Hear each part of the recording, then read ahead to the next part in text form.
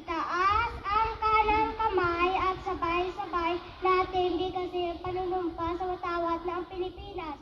Ako ay Pilipino, buong katakatang nanunumpa sa watawat ng Pilipinas at sa bansang kanyang sinasagisag na may dangal, katarungan at kalayaan na pinakikilos ng sambayan ng makadiyos, makakalikasan, makatao at makabansa.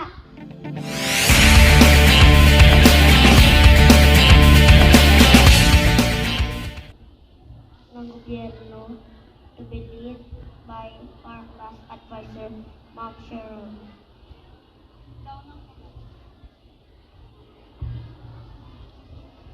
Panunumpa ng kawani ng gobyerno.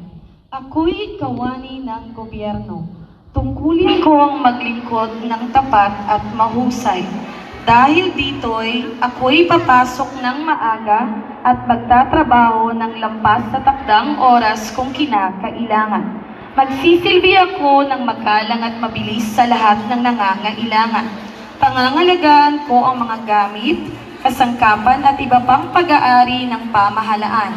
Maging pantay at makatarungan ang pakikitungo ko sa lumalapit sa aming tanggapan. Magsasalita ako laban sa katiwalian at pagsasamantala. Hindi ko gagamitin ang aking panunungkulan sa sarili kong kapakanan. Hindi ako hihingi o tatanggap ng suhol. Sisikapin kong madagdagan ang aking talino at kakayahan upang ang antas ng paglilingkod sa bayan ay patuloy na mataas. Sapagkat ako'y isang kawani ng gobyerno at tungkulin kong maglingkod ng tapat at mahusay. Sa bayan ko at sa panahong ito, ako at ang aking kapwa kawani ay kailangan tungo sa maunlad, masagana at mapayapang Pilipino. Sa harap ninyong lahat, ako'y taus-pusong nanunumpa. Itaas ang kanang kamay at sabay-sabay natin bigkasin panunumpa sa watawat ng Pilipinas. Ako ay Pilipino, buong katakatang nanunumpa sa watawat ng Pilipinas at sa bansang kanyang sinasagisag na may dangal, katarungan at kalayaan na pinakikilos ng sambayan ng makadiyos, makakalikasan, makatao at makabansa.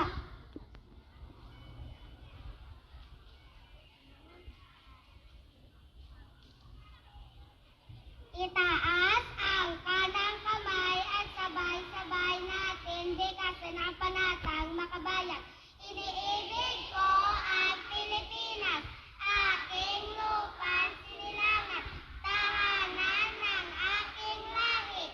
Kinukupkop ako at tinutulungan kung maging malakas, masipag at marangal.